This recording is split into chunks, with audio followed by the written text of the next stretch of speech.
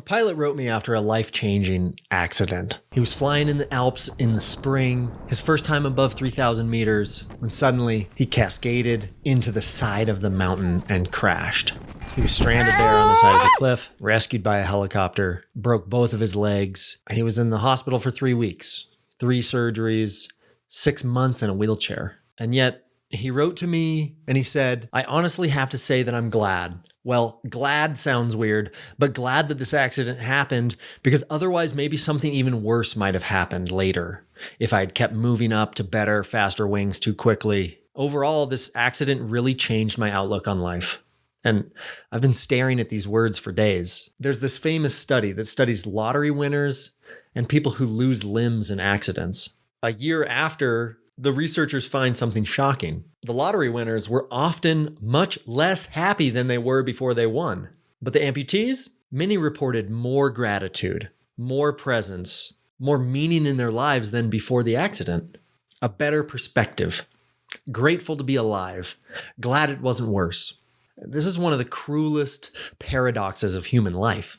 We seem to need some kind of cataclysm to shake us out of our rut and to show us what we really have. But here's the question that won't let me go. Why do we need to wait for a life-changing accident to cultivate more gratitude, presence, and a clear culture of safety in our paragliding?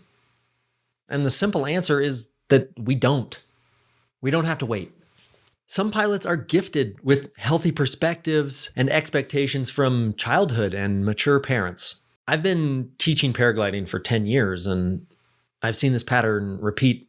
Pilots sleepwalk through their flying until something snaps them awake.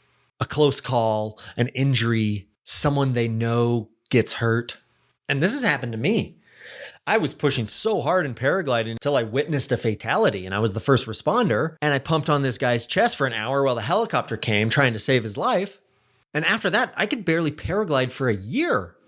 After then, and only then, do we start flying with real presence, real safety-mindedness. We really kind of get a glimpse of what the stakes actually are. And the pilot who wrote me, yeah, he could have used more SAV. That would have helped. He could have had better mindset, risk-taking. He could have been more advanced forecasting the weather to understand what he was looking at that day.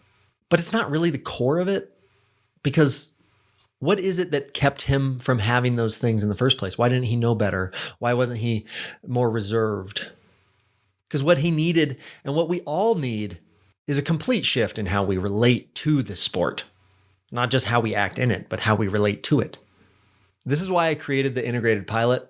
Most paragliding instruction focuses on the 25% of just handling the glider, launching and landing, left brake, right brake, weight shift. And the other 75% of what keeps a pilot safe is the stuff that nobody teaches. This fundamental relationship to paragliding, your identity, the mindset that helps you make really good flying decisions on the ground and off the ground for years to come, the community connections that have you in relationship with like-minded, safety-minded pilots from all over the world, and the deep systems thinking that help you see the invisible risks before they become a huge accident. And this isn't about scaring you straight.